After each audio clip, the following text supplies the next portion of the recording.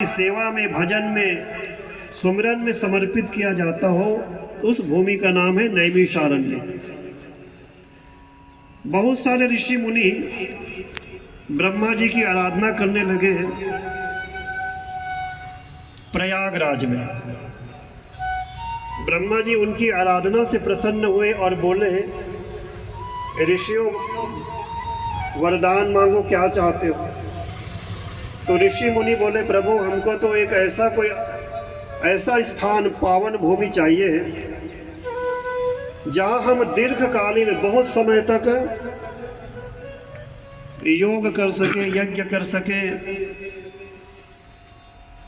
बड़े बड़े धार्मिक अनुष्ठान कर सके। हमको ऐसा कोई पावन भूमि चाहिए, निर्मल भूमि चाहिए जहां स्वाभाविक मन लगे, क्योंकि भूमि का भी मन पे बहुत असर पड़ता है। अगर भूमि अपवित्र है तो ध्यान नहीं लगेगा, और भूमि पावन है, निर्मल है, वातावरण का तो प्रभाव मन पे पड़ता है।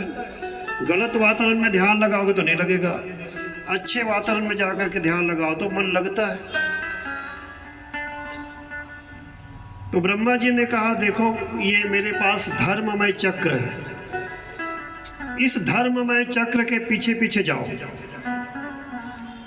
जहां पर ये गिर पड़े, इनकी जो नीमी बोलते हैं आरा को, जैसे आरा होते हैं, अलग अलग आरा होते हैं। जहां पर इनकी जो नीमी है वो जीर्ण शीर्ण होकर के गिर जाए, उसी को पावन भूमि समझना।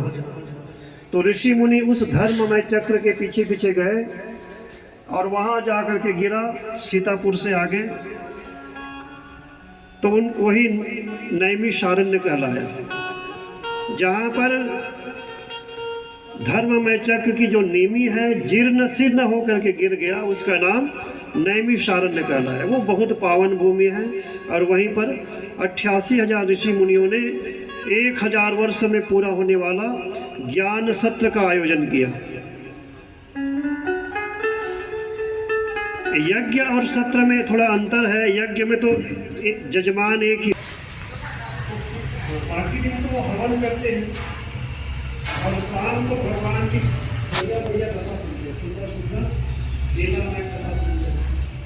तो आज जो है सूत जी महाराज 3 बजे से घूमते घूमते नए सालों में कराने से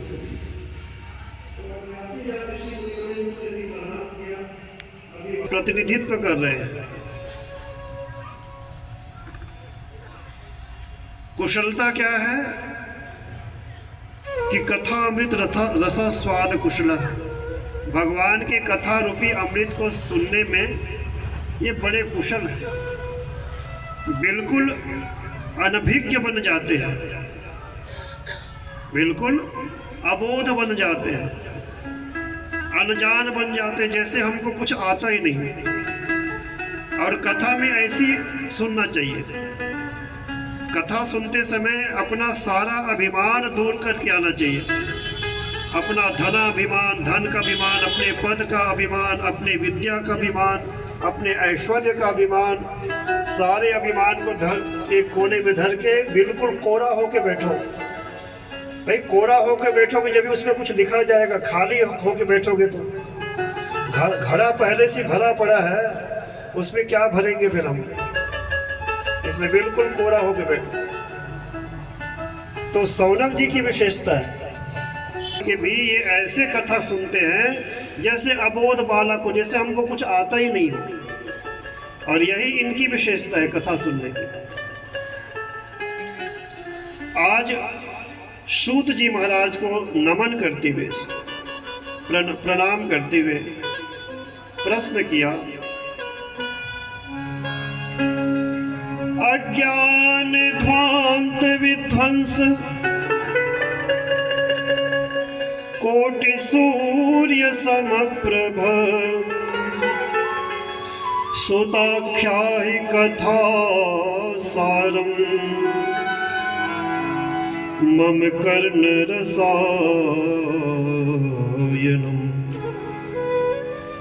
सौनक जी ने हाथ जोड़ करके बोले, सूत जी महाराज हम लोगों का जो हृदय है, अंतःकरण है, ये अज्ञान के घोर अंधकार से व्याप्त हो रहा है। हमारे हृदय में अज्ञान का घोर अंधकार व्याप्त है।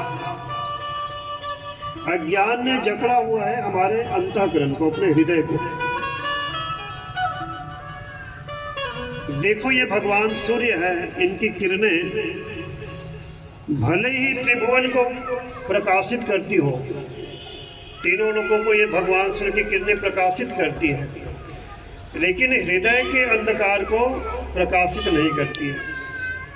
तो मन में अंधेरा छाया हुआ है, हृदय में अंधकार है अज्ञान का, उसको ये भगवान सूर्य प्रकाशित नहीं करती है। इसलिए और आपके पास करोड़ों सूर्यों के समान ज्ञान का प्रकाश है। आपके पास जो ज्ञान का प्रकाश है वो करोड़ों सूर्यों के समान प्रकाशवान है, तेजस्वी किरण है उनकी।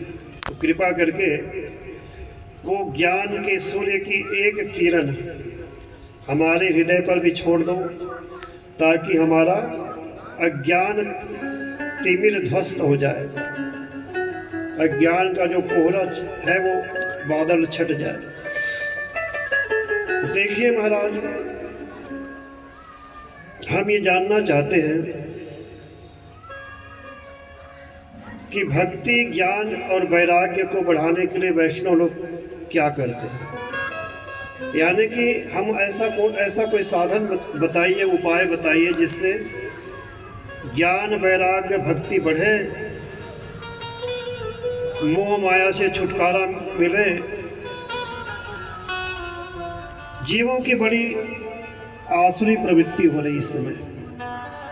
लोग बड़े तमोगुणी हो रहे हैं और तमोगुण के प्रभाव में आकर के पता नहीं क्या क्या पाप कर्म करते रहते हैं। ऐसे लोगों का कल्याण कैसे होगा? जो महान तमोगुणी हैं, जिनके हृदय में ज्ञान, वैराग्य, भक्ति नहीं है। चारों तरफ हर प्राणी क्लेश से आक्रांत हो रहा है। हर प्राणी के जीवन में कोई ना कोई क्लेश, कोई ना कोई संकट, कोई ना कोई अवसाद की स्थिति है। यानी गंगा जी सबको पवित्र करती है, महात्मा सबको पवित्र करते हैं, लेकिन गंगा जी को और महात्माओं को कौन पवित्र करते हैं? ऐसा कोई बात सुनाइए। और जैसे हनुमान जी मंगल मूर्ति, मारुति नंदन, हनुमान जी मंगल मूर्ति है, लेकिन वो भी जिनको सुन करके गदगद हो जाते हो, प्रसन्न हो जाते हो, ऐसा सोचते हो कि हमारा मंगल हो गया तो कल्याण हो गया। और भगवान श्री कृष्ण के प्राप्ति का जो सबसे सरल साधन हो, सरलतम साधन, सुगम साधन आप समझते जो हैं वो सुनाइए कृपा करके, क्योंकि आपके ऊपर गुरुदेव भगवान की बड़ी कृपा है। प्रसन्न होने पर गुरुदेव भगवान बड़े बड़े योगियों को भी अत्यंत दुर्लभ वैकुंठ लोक प्रदान कर देते हैं। चिंतामणि लौकिक वस्तुओं को प्रदान करता है, कल्प वृक्ष स्वर्ग की वस्तुओं को प्रदान करता है, लेकिन चिंतामणि और कल्प वृक्ष में ये सामर्थ्य नहीं है कि वो भगवान का दर्शन करा दे। ये सामर्थ्य तो भगवान गुरुदेव भगवान की कृपा में ही है, और वो कृपा आपको मिली हुई है अपने गुरुदेव भगवान का। तो कृपा करके गुरु कृपा का वो प्रसाद का एक कण हमको भी प्रदान कीजिए। तो सूत जी प्रसन्न हो गए, प्रमुदित हो गए और बोले, ऋषियों इतना प्रेम है, इतना स्नेह है मेरे प्रति, तो अब हम तुम्हें समस्त शास्त्रों का निचोड़ सुनाई दे रहे हैं। जितने भी वेद, पुराण, शास्त्र है, उपनिषद